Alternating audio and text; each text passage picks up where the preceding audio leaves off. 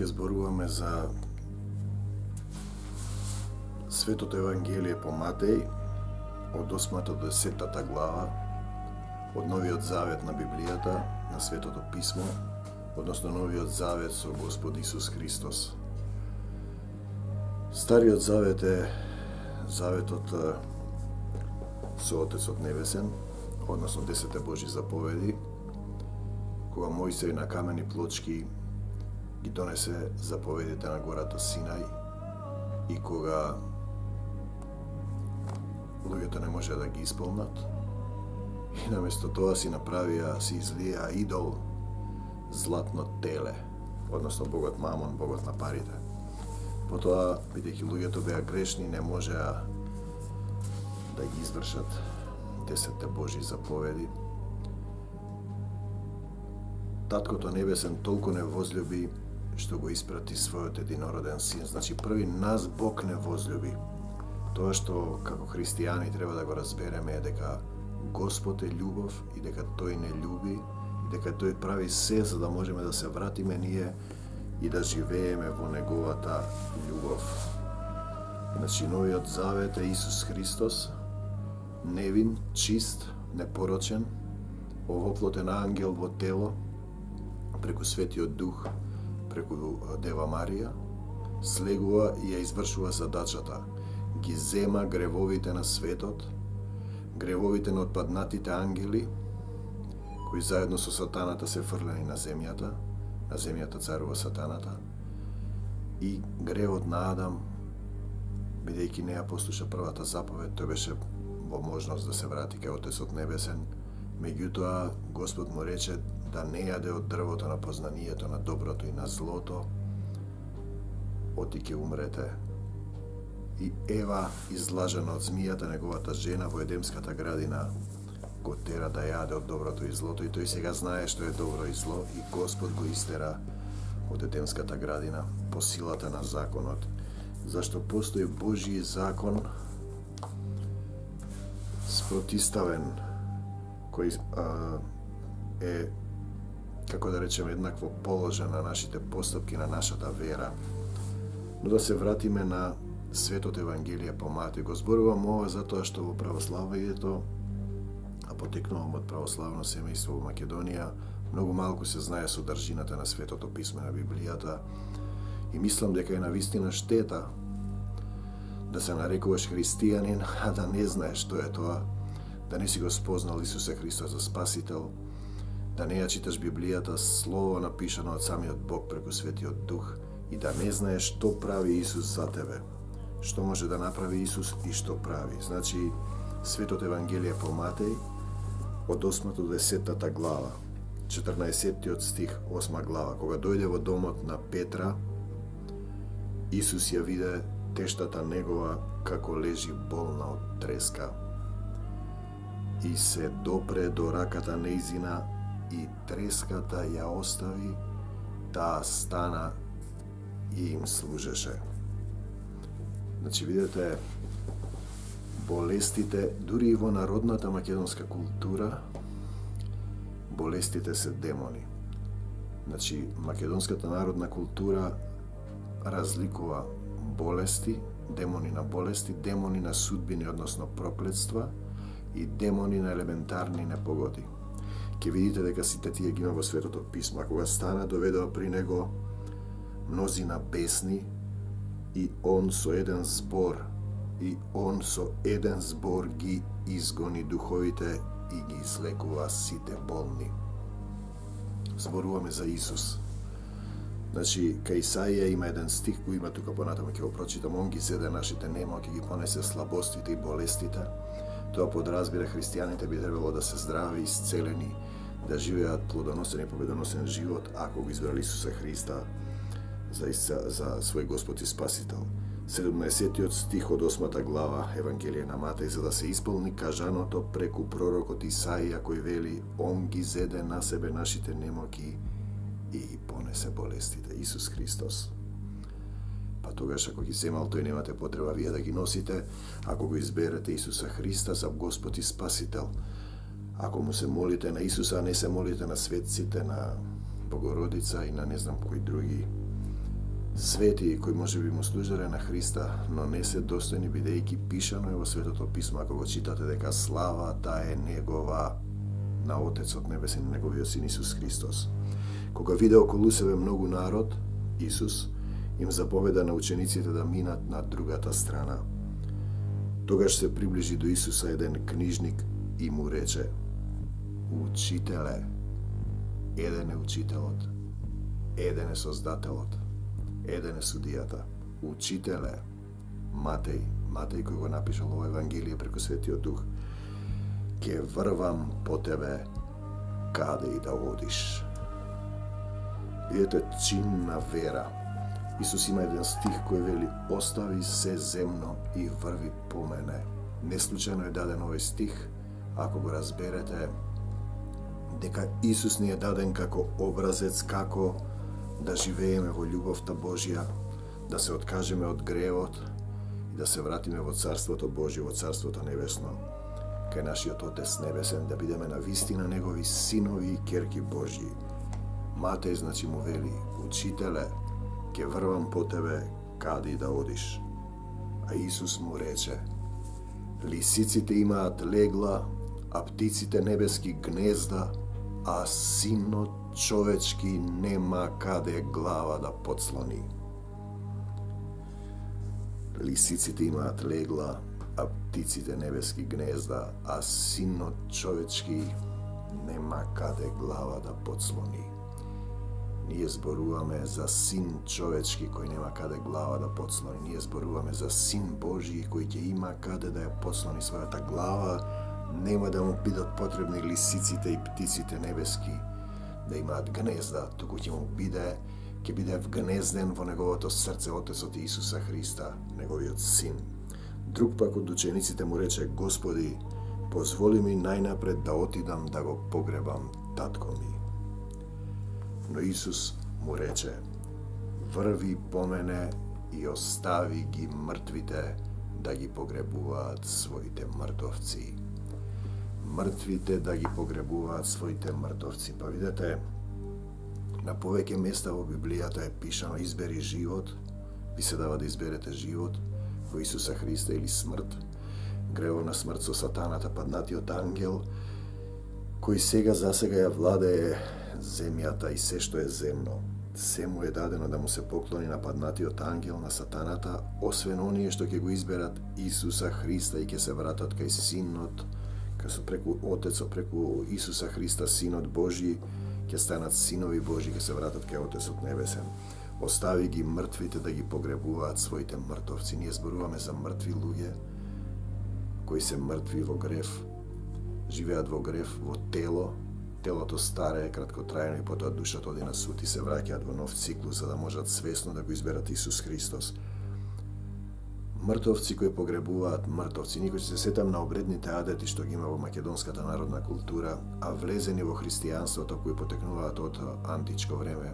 Храна за мртовци, одбележување на годишници на мртовци кои веќе не се потребни. Доволно е само молитва да се помолиме кога Исус ке слезе да го проповеда Евангелието кај мртвите, да се спасат и да поверуваат. 23 стих. И кога влезе во коработ, по него влегоа и учениците негови. И ете настана голема бура во морето, така што брановите го покриваа коработ, а он спиеше. Значи, бура во езерото, Исус спие. Тоа е една сцена каде што Јона, пророкот, во Стариот Завет, има бура и тој спие на дното на коработ. И капетанот му вели: знаеш ли ти дека тонеме, зошто спиеш? И Јона му вели: јас бегам од оној кој го создал небото и земјата и морињата. Значи Исус спие. Тогаш се приближија учениците негови до него, го разбудија и рекоа: Господи, Господи, спаси не, загинуваме. А он им рече: зошто сте толку плашливи и маловерни? Потоа стана, им заповеда на ветровите на морето и настана голема тишина. Ние сега зборуваме за чин на вера, дека кој верува во Бог нема што да се плаши. Господ ми дава сила, Господ ме облекува, Ниедно оружје направено против мене нема да има успех. И секој јазик кој се подигнал против мене на суд, ти ќе го обвиниш. Моите дни се множат како на орелот. Значи, ако имате вие вера, нема да се плашите кога сте со Бог, како Енох кој че кореше со Бог. Зошто се толку плашливи и маловерни, им рече Исус, потоа стана, им заповеда на ветровите и на морето и настана голема тишина. Тука гледаме, а луѓето се зачудија и рекоа, кој е овој, тај ветровите и морето му се покоруваат. Значи, доаѓаме до на категорија на демони, на елементарни непогоди, стихии кои ги има во македонската народна култура, а еве ги дека Исус ги смирува стихиите, невремињата и бурите. И кога пристигнаа на другата страна во земјата Гергесинска, го сретнаа двајца бесни излегле од гробиштата. Беа толку лоши што не смееше никој да мине по тој пат. И ете извикаа и рекоа, што имаш ти со нас, Исусе, Сине Божји? Зар си дошол тука пред време да не мачиш? А далеко од нив пасеше голем број свињи. Има еден стих за бисерите и свињите, дека свињата се враќа по својата помија. И бесовите го молеа и говореа, ако не изгониш, позволи ни да отидеме во свињите. Значи, ние не зборуваме за живот, не зборуваме за метафора, на начин на однесување, јаде, пие, спие. Значи, бисерот и свињите. Библијата не треба да се разбира праволиниски, добро е да се помолите Бог да ги отвори, да разберете што значи. И он им рече, отидете, значи на бесовите, и отидоа во свињите, и одеднаш сите свињи се сурнаа низ стрмнината во морето и се издавија во водата. Значи, категорија на луѓе кои се однесуваат на тој начин, бисерите и свињите. Ако некој не разбира, му кажуваш 100 пати, не го фрлај бисерот пред свињите, вели истото Евангелие по Матеј. А свињарите побегнаа и штом дојдоа во градот, раскажаа за сето тоа и за она што се беше случило со бесните. Значи, овој свет го владее сатаната, свињарите, и ете излезе целиот град да го пресретне Исуса. И кога го видоа, го замолија да си отиде од нивниот крај. Кој го замоли? Кој го брка Бог да си оди? Ако вие сте со Бог, зарем вие би го избркале Господ Исус Христос во вашето срце? Значи, да размислете што вели овој стих, го замолија да си отиде од овој крај. Тоа ви покажува кои се свињарите, кои се свињите и кој живеел во тој град. Каде што не го спознале Бог, само го виделе и си заминале. Интересно. 9 стих, 9 глава, Евангелие по Матеј. Тогаш он влезе во еден кораб, се врати назад и пристигна во својот град. И ете донесоа при него еден фатен положен на постела. Па кога ја виде Исус нивната вера, на фатениот му рече, не плаши се, чедо, ти се простуваат гревовите твои. Значи, дар на вера да поверуваш во Господ Исус Христос, да му предадеш се што имаш, а ти што имаш, човеку, немаш ништо.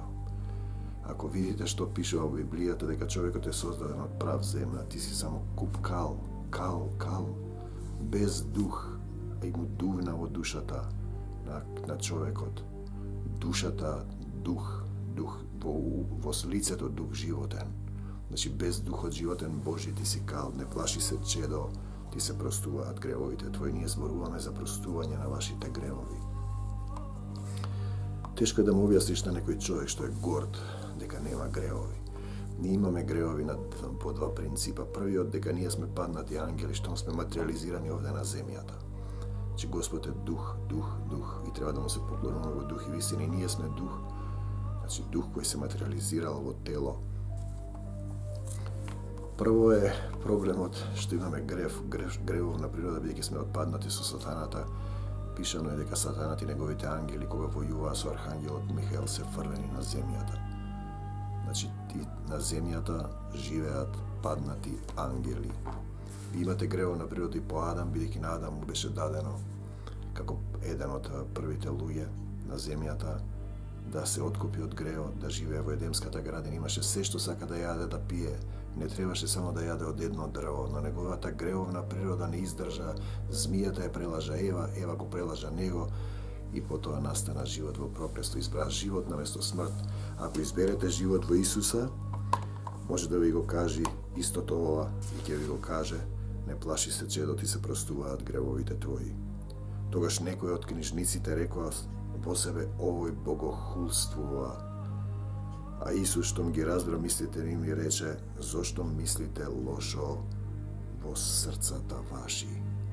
Зошто мислите лошо во срцата ваши? Или што е полесно да кажам: ти се простуваат гревовите твои, или стани и оди? Но за да знаете дека Синот човечки има власт на земјата да проштева гревови, тогаш му рече на фатениот: стани, земи си ја постелата своја и оди си дома. И тој стана, ја зеде постелата своја и си отиде дома, а народот кога го виде тоа се зачуди и го прослави Бога кој им дал таква власт на луѓето. Значи на народот му се потребни чуда и го прослави Бога кој им дал таква власт над луѓето.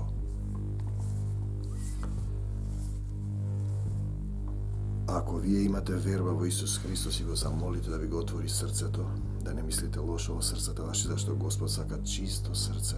Блажени се чистите по срце, зашто тие ќе го видат Бога, тогаш ќе можете и вие да се молите да ги изгонувате болестите и демоните од вашето тело, од телото на вашите блиски.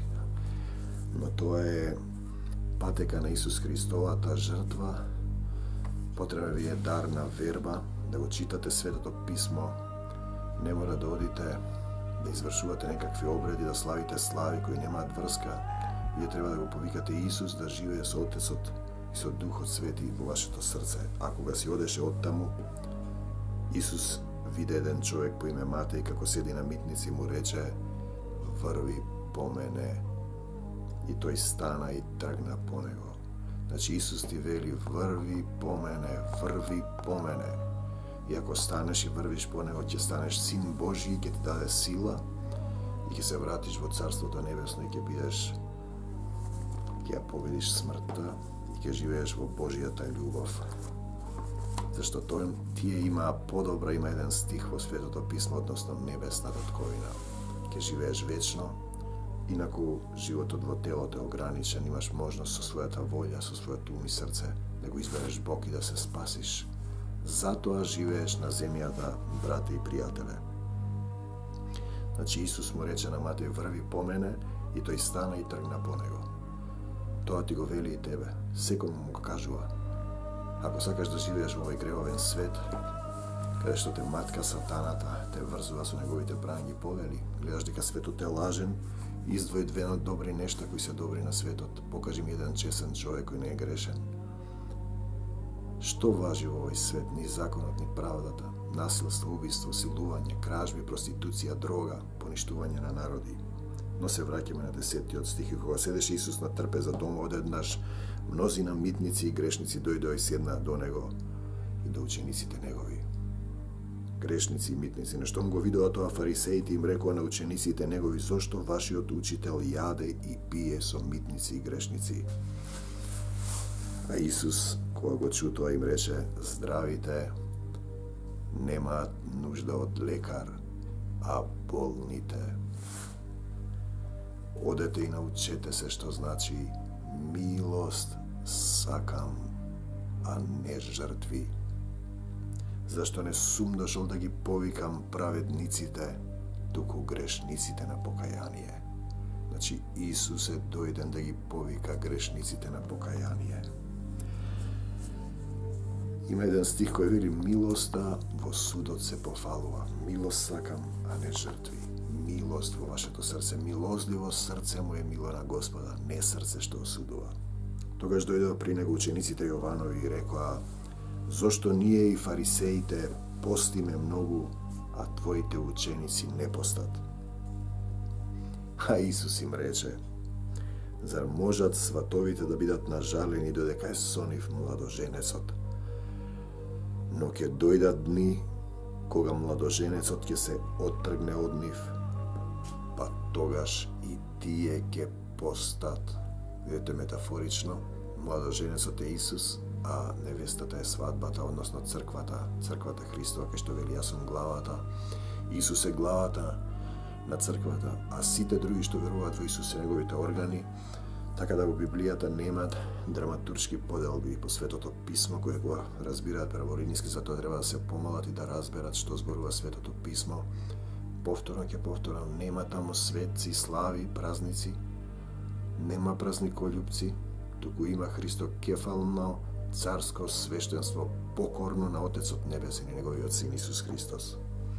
А Исус им рече, зашто никој не крпи стара облека со нова крпа, оти таа ќе се отшие и отворот ќе биде поголем, ниту пак се става ново вино во стари мевови, зашто мевовите ќе напукаат и виното ќе истече, туку ново вино се става во нови мевови. Тој зборува да бидете вие нов човек, да умре гревовниот човек, да се родите повторно во Христос. Додека он го говореше, тоа ете некаков началник се приближи до него, му се клањаше и велеше, покажен ви е принципот како треба да се исцелува човек. Еден началник се приближи до него, му се поклонуваше и велеше. На Исус му се поклонуваше. Керка ми умре сега. Туку дојди, положија раката своја над неа и таа ќе оживее. И како стана, Исус тргна по него заедно со учениците своји. И ете една жена која беше страдала 20 години од крвотечение се приближи одзади и се допре до крајот од облеката негова. Зашто си велеше, само ако се допрам до облеката негова, ќе оздравам. А Исус, штом се заврте и ја виде, рече, не плаши се, керко. Верата твоја те спаси. Верата твоја те спаси. Ако доаѓаш и го молиш Исус да бидеш исцелен, треба да имаш вера, зашто човек кој се сомнева ништо нема да добие. Тој е како бран што се крева. Пишувам кај Јаков, посланието на Јаков. И оздраве жената. И оздраве жената во тој час. Не плаши се, керко. Верата твоја те спаси. Верувајте во Исус и вие ќе бидете спасени. Им рече, излезете надвор, зашто девојката не е умрена, туку спие. А тие му се подсмеваа. Но штом го истера народот, он влезе, ја фати момата за рака. Таа стана. Татко мој, ти благодарам што ме послуша. И се расчутоа по целиот крај. И кога Исус си одеше оттаму, тргнаа по него двајца слепи и викаа, помилуј не, Исусе, сине Давидов, Исусе, сине Давидов, помилуј не. А штом дојдоа в куќи, слепците се приближија до него и Исус им рече, верувате ли дека можам да го направам тоа? Тие му рекоа, да, Господи. Тогаш се допре до очите нивни и рече, нека ви биде според верата ваша. И очите им се отворија и Исус им заповеда строго, гледајте никој да не узнае. Видете, зборуваме за принцип на исцелување во име на Исус Христос и овој принцип е добар. Гледајте никој да не узнае. Гледате дека болестите и слабостите се демони со кои се обседнати луѓето заради своите греови, не знаеле да го изберат Отецот Небесен Исуса Христа и се заврзани во прангите на сатаната. На овој принцип гледајте никој да не узнае, така ако некој помага при исцелување во служба на Исус Христос да се фали со тоа, му стои овој стих, гледајте никој да не узнае. А тие што ми излегоа разгласија за него под целата таа земја. Тој принципот, кога вие се покорувате, не се фалите, оставате во Исус, тој ја разгласува приказната. Значи, гледајте никој да не узнае, кој се фали со Господ да се фали. Има еден стих кај апостолот Павле. А тие што ми излегоа разгласија за него под целата земја. Додека тие излегуваа, ете, доведоа при него еден човек нем и бесен. По изгонувањето на бесот немиот проговори. Народот се чудеше и говореше, никогаш такво нешто не станало во Израилот. А фарисеите велеа, он ги изгонува бесовите со силата на началникот на ѓаволот. Фарисеите кои се платени свештеници во легализирани цркви, кои служат на системот на власта, на институцијата, наместо на христокефалноста на Бог, христокефално царско свештенство. И одеше Исус по сите градови и села и поучуваше по нивните синагоги, го проповедаше Евангелието на Царството небесно и лекуваше секаква болест и секаква немоќ во народот. Значи, ако веруваш во тоа, ако го избереш Исус, ако се молиш за дар на лекување, исцелување, Господ може да направи ти да се молиш не само за себе, туку и за други. Но потребно е првин, покорете се на Бога, испротиставете се на ѓаволот и тој ќе побегне од вас. Бегај од мене, Сатано. Покорен сум, Господе, во името на Исус, од мојот живот, од моето семејство, од мојата сопруга, од моите родители, роднини, пријатели, од моите деца, од мојата земја, од сите христијански заедници во Македонија и во светот, надвор во името на Исус Христос. Го проповедаше Евангелието на Царството и лекуваше секаква болест и секаква немоќ во народот. А штом виде многу народ се сожали, зашто беа изморени и прснати како овци без пастир. Таков е животот без Христа. Целата земјина топка, каде што не е прифатен Исус, каде што владее сатаната, бе псее вика како жито.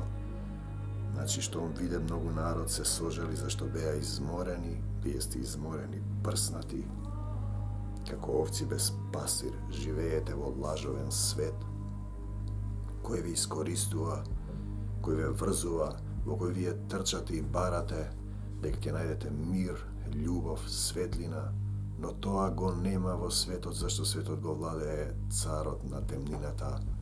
Значи, светлината дојде на светот, но на луѓето им омиле повеќе темнината, исто во Матеј, зашто нивните дела беа лоши.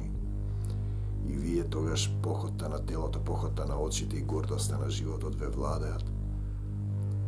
Нема да најдете ни мир, ни љубов, ни светлина надвор од Отецот и Исуса Христа. Тогаш им рече на своите ученици Исус: жетвата е голема, а работниците се малку. Луѓе гинат секој ден, одат во гибел, ги носат своите гревови, умираат, заминуваат, никој нема да им сведочи за Христос. Добро, пишано е во Светото писмо дека ќе се слезе Исус подземното царство и ќе им го проповеда Евангелието. Илјадници луѓе умираат и гинат и не дознаваат дека треба да изберат живот во Христа. И Исус потоа им вели: затоа помолете го Господарот на жетвата, Отецот Небесен, да испрати работници на својата жетва. Татко Небесен, Ти благодарам што ме облекуваш со својата љубов. Ти благодарам што ми го даде својот мир преку Исуса Христа, мојот Господ и Спасител. Ти благодарам што ми даваш чисто срце за да те видам и да те чујам. Ти благодарам што моите очи ја гледаат Твојата љубов и Твојата светлина. Ти те молам да испратиш работници на жетва во македонскава земја. Македонија на вистина да ги прима благодетите дадени на црквите македонски, како што е пишано во второ послание на Коринтијаните. И како што е пишано во Дела апостолски, по таа видение разбравме дека Господ не повикал таму во Македонија под македонецот да се шири светот Евангелие. Испрати работници на жетвата, испрати луѓе да поверуваат, да спасуваме луѓе, да бидеме ловци на луѓе, Македонија да ја вратиме во Твојата преградка, да биде Исус Христова Македонија, зашто таа е Твоја земја, Ти си ја запишал во Божиот катастар, во Светото писмо. Ти благодарам за се што имам, што ме исцели, што ме возобнови, што ми даваш служба, што ми даваш слово со власт, што ме научи да се молам, што ме научи да војувам со Словото Божие, со мечот на Духот, и да му кажувам и да им зашто имам вера колку си напаво зрно, и кажувам на секоја планина зло што се нафрла врз мене, мојата сопруга, моите деца, земја, моите родители, роднини, пријатели, надвор од мене сатано, фрли се во морето во името на Исус. Се молам за сите христијански заедници, Господе, да се сплотиме. Се молам, Господе, да ги раскинеме заедно со двоостар меч и мечот на Духот во Твое име, Исусе Христе, сите пранги што сатаната ги фрлил на христијанските поделби, на деноминациите кои се автокефални, а не се христокефални. Христокефално царско свештенство, служители на Исуса, ловци на луѓе, за да изберат живот, а не смрт, да се спасат во подобрата небесна татковина. Мир вам до Божјо царство небесно. И денеска, Господе Исусе Христе, ја прославувам Твојата победа над смртта, над сатаната, над демоните, над болестите, над проклетствата, над се што не е Божјо во мене, во моето семејство, во мојата земја Македонија, на целата земјина топка. Слава Ти, Господи Исусе Христе, Те сакам, Христосе, слава Ти, Исусе, слава Ти, Господе, слава Ти, Господе, мир вам до Божјо царство небесно. Амин. Islam.